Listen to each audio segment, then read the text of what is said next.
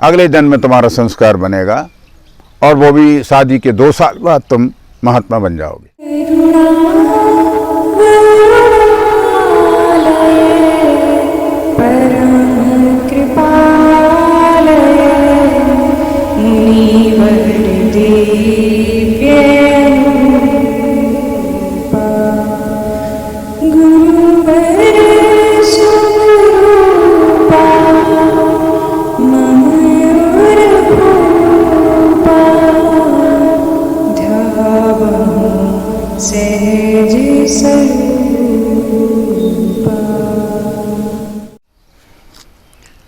मित्रों, महात्मा जी के साथ, महात्मा जी की कृपा, महात्मा जी के वो साथ रहने वाले आनंद के क्षण जिनका वर्णन करना संभव नहीं है। महात्मा जी फिर बगलवाड़ा में आए। महात्मा जी ने, जब हम तीर्थ यात्रा पर गए थे तो महात्मा जी ने किसी बड़े भारी दुकान पर जाकर के बगनखा खरीदे हुए थे। जो भी 4, 6, 10 बगनखा महात्मा जी ने खरीदे उनको लेकर के आए थे। महात्मा जी ने उस बगनखा से सुंदर जो है स्वर्ण मंडित बगनखा बनाए और 2 बगनखा बनाए महात्मा जी ने। महात्मा जी ने वो 2 बगनखा, एक मुझे नर्मदा पुराण के साथ में दिया और एक जो है उपाध्याय जी को दिया, डॉक्टर गोविंद प्रसाद उपाध्याय को। मेरी बड़ी इच्छा रहती थी महात्मा बनने की और मन में रहता था कि महात्मा जी मुझे अपना शिष्य बना लें। महात्मा जी के पास बैठा रहता, बातचीत करता रहता, महात्मा जी से कहता रहता, महात्मा जी मुझे अपना शिष्य बना लो, महात्मा जी मुझे अपना शिष्य बना लो। महात्मा जी कहते, भगवान तुम्हारा अभी संस्कार नहीं है, अगले जन्म में तुम्हारा संस्कार बनेगा और वो भी शादी के 2 साल बाद तुम महात्मा बन जाओगे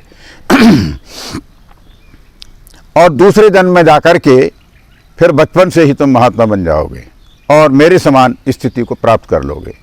ये महात्मा जी के शब्द थे। मैंने कहा, नहीं महात्मा जी, मैं तो महात्मा बनना चाहता हूँ, मेरी बचपन से ही बहुत इच्छा है और मैंने बार बार अपनी माता जी को भी बहुत परेशान किया है कि मैं महात्मा बनने जा रहा हूँ और मेरे पास एक बाल्टी थी, उसको लेकर के मैं चल देता था। तो मेरी माता जी रोया करती थी कि कहीं ये बाबा बन करके भाग ना जाए।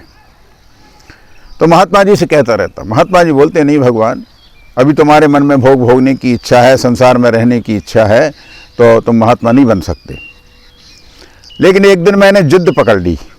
मैंने कहा, नहीं, मैं तो महात्मा बनूंगा। तो महात्मा जी ने अपनी जो लंगोटी रखी हुई थी धुली हुई, तो मुझे दी, लो भगवान ये लंगोटी पहन लो और महात्मा बन जाओ। जो महात्मा जी ने लंगोटी पहनने की बात कही तो मैं थर थर कांपने लग गया और एकदम मैं उनको संसार का मोह पकड़ गया।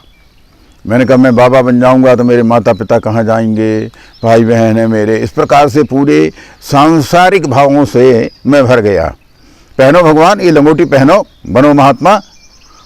तो मैं जो है, मेरे नेत्रों से अश्रु भर आए और मेरी उन लंगोटियों को पहनने की हिम्मत नहीं हुई। इसी बीच में एक घटना घटी कि उपाध्याय जी, डॉक्टर उपाध्याय, गोविंद प्रसाद उपाध्याय वहाँ से जा रहे थे। उन्होंने महात्मा जी और मुझे इस तरह से देखा तो वो सीढ़ियाँ चढ़ करके चावड़ी पर आए और महात्मा जी को नमस्कार प्रणाम किया। महात्मा जी ने कहा, लो गोविंद, तुम पहन लो ये लंगोटी। तब तो गोविंद प्रसाद उपाध्याय ने, जो लंगोट भी पहनते थे, अपना लंगोट उतार करके और जा करके वो लंगोटी पहन ली। इस प्रकार से उपाध्याय जी ने उन लंगोटियों को पहन लिया। महात्मा जी ने कहा, ठीक है भगवान, तुम्हारे भी महात्मा बनने के कोई भी लक्षण नहीं हैं, क्योंकि महात्मा बन करके भी व्यक्ति जो है पतन की ओर जा सकता है। तो इस जन्म में तुम भी महात्मा नहीं बन सकते, लाओ हमारी लंगोटी उतार करके हमें दो। तो उपाध्याय जी बोले कि अब तो मैंने लंगोटी पहन ली है, इन लंगोटी को मैं अपने पास रखूंगा और आपको नहीं दूंगा।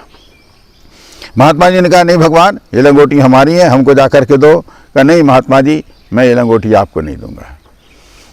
इस प्रकार से घटना घटी। उस समय भी मैं स्लिप हो गया और महात्मा जी की लंगोटियां नहीं पहन पाया। इस प्रकार से महात्मा जी के साथ में समय जो है व्यतीत हो रहा था और फाल्गुन का महीना आया, उस फाल्गुन शुक्ल पक्ष में महात्मा जी ने फिर पुनः मुझसे एक अनुष्ठान कराया जो भगवती का ही था। उसमें अनेक प्रकार के जो रोली है, हल्दी है, गुलाल है, भोडर है, इन सबको मिक्स करके और एक स्थान पर कपड़े के ऊपर, शुद्ध वस्त्र के ऊपर फैला करके उसमें संपूर्ण कवच लिखा गया और पुनः वो अनुष्ठान मेरे द्वारा महात्मा जी ने 15 दिन शुक्ल पक्ष में कराया। इसी बीच में एक घटना घटी। 12 बजे रात को मैं महात्मा जी के साथ बैठा हुआ था।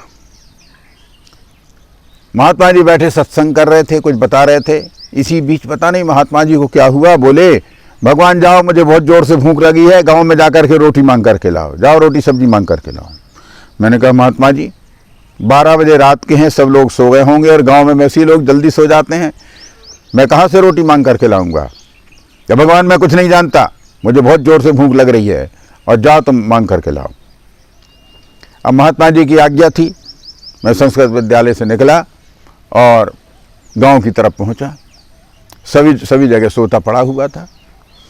एक जगह जाकर के पहुंचा जहाँ वो मौसी जी रहती जिनसे हम गुड़पट्टी और शकरपट्टी खरीदा करते थे, उनके यहाँ जाकर के पहुंचा। अब उनसे थोड़ी बहुत पहचान थी, शकरपट्टी गुड़पट्टी दुकानदारी करती थी। मैंने जाकर के कहा कि मौसी जी हमें जो है रोटी की ज़रूरत है। उनसे मौसी जी कहा करते थे, मौसी जी हमें रोटी की ज़रूरत है। कहा भी रोटी कहाँ है बेटा, अब कहाँ से लाऊंगी रोटी मैं। कि नहीं माता जी रोटी दो, आप जा कर के देखो। तो उन्होंने जा कर के 2 रोटी लेकर के आई और उस पर कुछ थोड़ी बहुत सब्जी बनी हुई थी, वो मेरे हाथ में ला कर के रख दी। मैं वह रोटी और सब्जी लेकर जा कर के महात्मा जी के पास पहुँचा। महात्मा जी लीजिए आप भोजन करिए, लेकर के आया हूँ। महात्मा जी ने कहा भगवान मुझे नहीं खाना, नाराज हो गए, मुझे नहीं खाना, तुम ही खाओ ये रोटी और सब्जी। क्या महात्मा जी मैं तो आपके लिए लेकर के आया था, आपको ही खाना था। क्या मुझे कोई भूख वूख नहीं है, तुम ही खाओ इसको। इस प्रकार से महात्मा जी ने वो रोटी और सब्जी जो है मुझे ज़बरदस्ती खिला दी और कहा भगवान अब तुम्हारा जो है संपूर्ण दरिद्रता का जो योग है वो समाप्त हो गया है। अब जीवन में तुम्हें किसी प्रकार की कमी नहीं रहेगी और तुम जैसा चाहते हो कि मैं सभी प्रकार की सुविधा प्राप्त करके मेरे भगवान का भजन करूं, वो सुविधाएं तुम्हें मिलती चली जाएंगी। इस प्रकार से महात्मा जी ने मेरे दरिद्रता का योग संपन्न किया। और इस बात का प्रमाण ये है कि मैं जब आसाम में केंद्रीय विद्यालय में पीजीटी था, उस समय मैं जब घर लौट करके आया था तो मैं देवास गया था, जहाँ देवास में एसपी दुबे जी एक बहुत बड़े ज्योतिषी थे।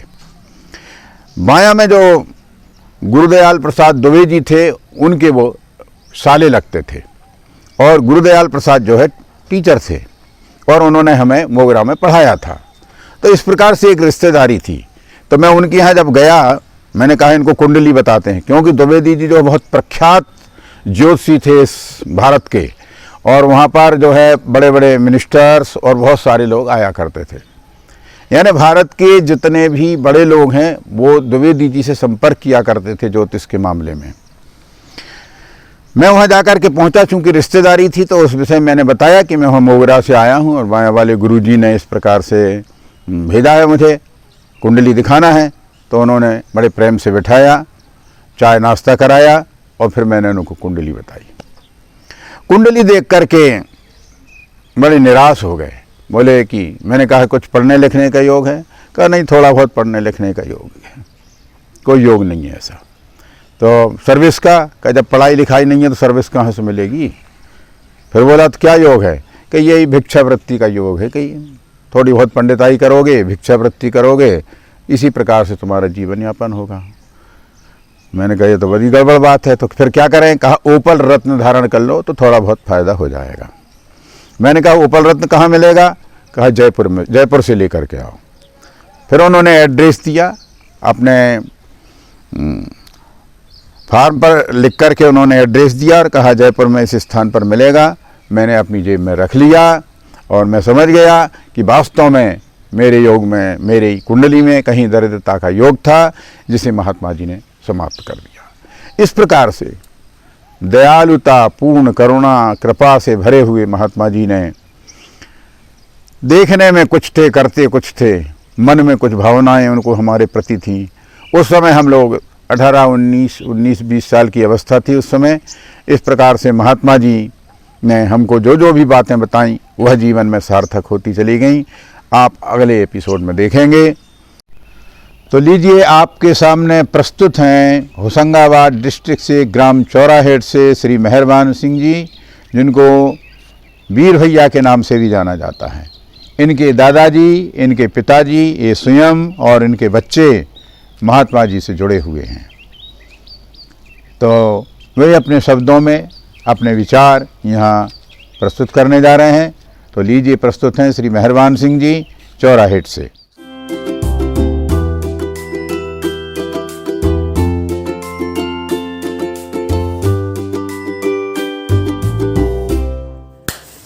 गौरी शंकरम सीताराम, जय पार्वती शिव सीताराम। परम पुण्य महात्मा जी के चरणों में सादर प्रणाम। आज मैं वीर भैया चौधरी ग्राम चौराहेट से महात्मा जी के बारे में कुछ बोलना चाहता हूँ।